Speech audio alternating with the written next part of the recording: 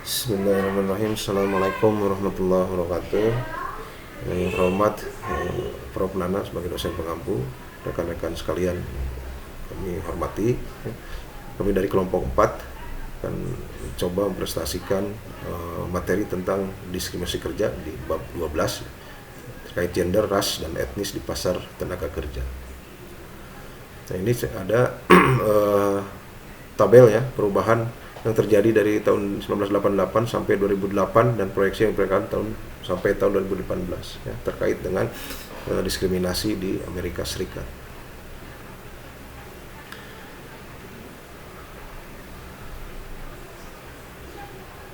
Selanjutnya, ini ada 3 kelompok besar yang menjadi konsen dari kebijakan pemerintah terkait dengan korban diskriminasi kerja, yaitu 1, wanita atau jenis kelamin, yang kedua kulit hitam, dan yang ketiga Hispanik ya. Ini di sini ada ada grafiknya ya.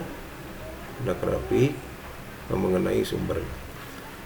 Yang selanjutnya adalah perbedaan penghasilan berdasarkan jenis kelamin. Dengan tanpa melihat ras, wanita di atas 24 tahun ya, yang bekerja penuh waktu mendapat penghasilan rata-rata 70% dari apa yang diperoleh dari pria di tahun 2008. Ya, dan menurun terus sampai di tahun-tahun sebelumnya turun di bawah tahun 2008. Terus perbedaan penghasilan berdasarkan jenis kelamin ya. Ini tabel ini ada umur dan pendidikan ya. Jadi umur antara 25 sampai 34 dan seterusnya, terus ada lulusan di sekolah menengah ya atau high school graduate, terus dari sarjana, bachelor degree, dan master degree ya. Bisa lihat di sini persentasenya. Jadi pendapatan dibandingkan dengan pria. Yang selanjutnya adalah perbedaan penghasilan kelamin dari pekerjaan ya, jadi jenis pekerjaan. Jadi wanita cenderung itu terwakili atau identik dengan pekerjaan yang bergaji rendah dan kurang terwakili dalam pekerjaan bergaji tinggi. Jadi ini tabel ini ya, dilihat ini mana yang gajinya tinggi ya, terus yang gajinya rendah. Terus yang selanjutnya adalah jam kerja dan pengalaman. Analisis menunjukkan bahwa dalam pekerjaan wanita biasanya memiliki lebih sedikit pengalaman kerja dan kecil kemungkinan untuk dipromosikan. Ya, beberapa perbedaan ini pada 15 tahun dikaitkan dengan lebih sedikit jam kerja saat ini, tetapi sebagian besar dikaitkan dengan akumulasi kurang pengalaman ya, dibandingkan dengan pria. Yang selanjutnya adalah mendefinisikan diskriminasi. Perbedaan upah di antara kelompok demografis merupakan hasil dari satu, perbedaan dalam karakteristik produktif. Yang kedua, perbedaan dalam cara kelompok diperlakukan oleh pelaku pasar. Ya. Ini diskriminasi gender di pasar tenaga kerja. Ya. Terus perbedaan pendapatan antara orang Amerika hitam atau Afro-American ya, dan orang Amerika putih. Jadi bahwa laki-laki kulit hitam yang bekerja penuh waktu tahun 2008 berpenghasilan 67% dari pria kulit putih. Perempuannya adalah 54% ya, dan menyempit pada tahun 70. Yang kedua adalah perbedaan dalam rasio ketenagakerjaan. Ya, di tabel di bawah di ini menunjukkan bahwa tingkat pengangguran orang kulit hitam itu lebih tinggi. Ya, selanjutnya untuk pria dan wanita, tingkat pengangguran antara orang kulit hitam adalah sekitar 2 kali lipat di antara orang kulit putih ya. Ini terjadi di Amerika. Selanjutnya segresi pekerjaan dan diskriminasi upah ya. Jadi memperkirakan ada studi bahwa jika pria kulit hitam memiliki karakteristik produktif yang diukur secara konvensional yang sama dibandingkan pria, mereka akan menerima penghasilan 89% dari apa yang diterima oleh orang kulit putih ya gitu. Jadi ada perbedaan diskriminasi meskipun dia mempunyai karakteristik produktif yang sama.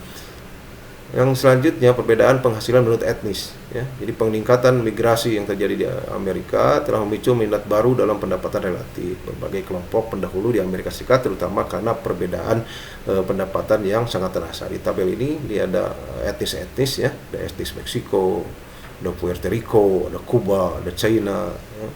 Nah, ini pendapatannya berbeda. Yang selanjutnya adalah teori diskriminasi pasar ya. Jadi sumbernya yaitu 1, prasangka pribadi, yang kedua prasangka statistik ya, Dan yang ketiga adalah kekuatan non kompetitif.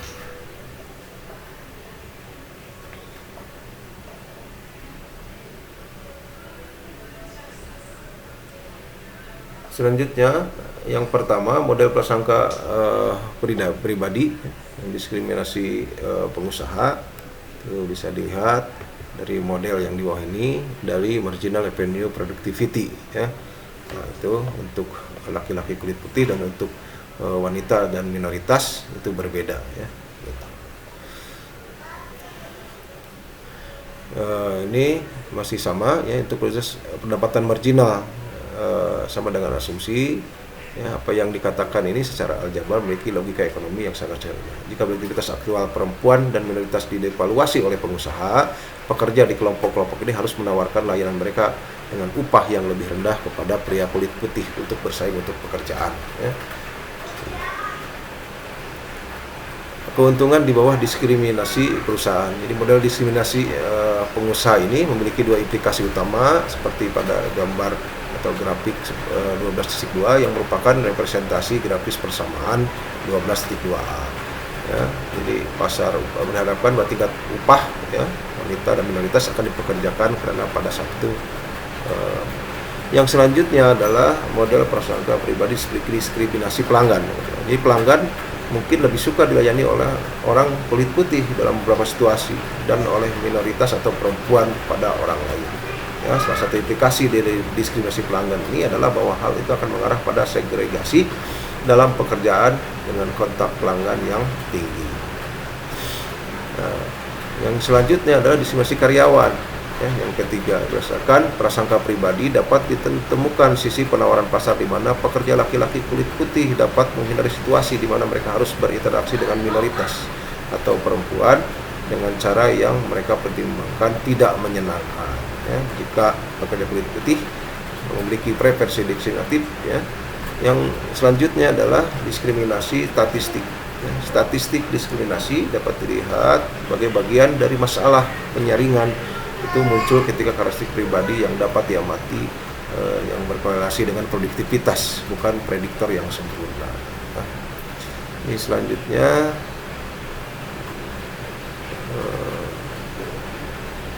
ini produktivitas aktual ini tidak diketahui oleh pengusaha ya, oleh pemberi kerja. Apa yang bisa diamati oleh majikan adalah hasil tes keyboard 5 menit yang dihasilkan. Hasilnya mencerminkan keterampilan tetapi juga dipengaruhi oleh kemampuan ujian dan keberuntungan.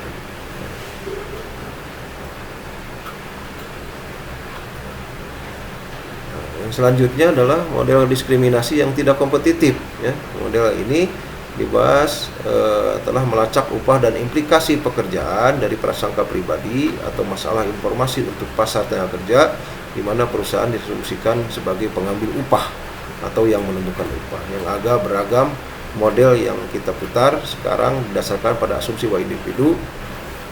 Selanjutnya adalah model diskriminasi yang tidak kompetitif ya, kerumunan ya. Artinya panel ini menggambarkan pasar di mana penawaran relatif kecil terhadap permintaan dan upah dengan demikian relatif tinggi ya. Yang kedua itu sebaliknya dari yang kondisi yang pertama.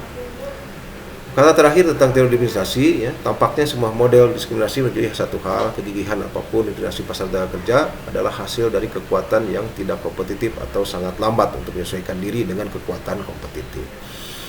Ya. Selanjutnya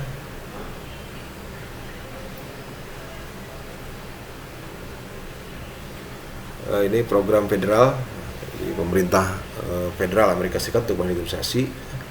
Ini satu pendekatan adalah mandat non diskriminasi yang menyiratkan bahwa ras, etnis atau jenis kelamin harus bermain tidak ada peran dalam merekrut, mempromosikan dan memberi kompensasi kepada pekerja. Pengertian lain dicirikan sebagai tindakan afirmatif di mana pengusaha dituntut untuk sadar ras, etnis dan gender. Ya. Ini ada Equal Pay Act atau aksi pemberian upah yang sama di tahun 1963 di Amerika ya. Ada aksi yang memprotes tentang diskriminasi tentang persamaan upah untuk pekerja non kulit putih. Ini ada juga Title 7 Civil Rights Act ya, jadi aksi hak-hak sipil ya, yang pada tahun 1963 ya. Ini undang-undang hak sipil ya, tahun 64 membuat ilegal bagi majikan manapun untuk menolak untuk pekerjaan atau melakukan seorang mendiskriminasi siapapun ya. Ini program kontrak kepatuhan federal yang terkait dengan pemerintah federal Amerika Serikat ya, di kantor program kepatuhan kontrak federal AS didirikan untuk memantau praktik perekrutan dan promosi kontraktor federal ya, itu memanfaatkan tenaga kerja perempuan ataupun minoritas ya. Ini efektivitas program anti diskriminasi. Jadi tujuannya atau tinjauan komprehensif program tindakan afirmatif federal menunjukkan hal itu. Mereka telah mendiskusikan kembali peluang kerja di antara kontraktor federal yang membayar lebih dari non-kontraktor terhadap orang kulit hitam dan wanita yang selama ini didiskriminasikan di Amerika Serikat. Yang selanjutnya adalah tabel ya, yang menjelaskan bisakah kita menyimpulkan bahwa perbaikan untuk minoritas dan perempuan di sektor yang satu ini telah diterjemahkan perbaikan secara keseluruhan ya. Tetapi luas menghormati orang Afrika Amerika ya. Jadi di sini ada orang Afrika Amerika ya. Mungkin demikian presentasi dari kelompok kami. Kalau ada tanggapan dan pertanyaan yang perlu didiskusikan, silakan. Terima kasih. Assalamualaikum warahmatullahi wabarakatuh.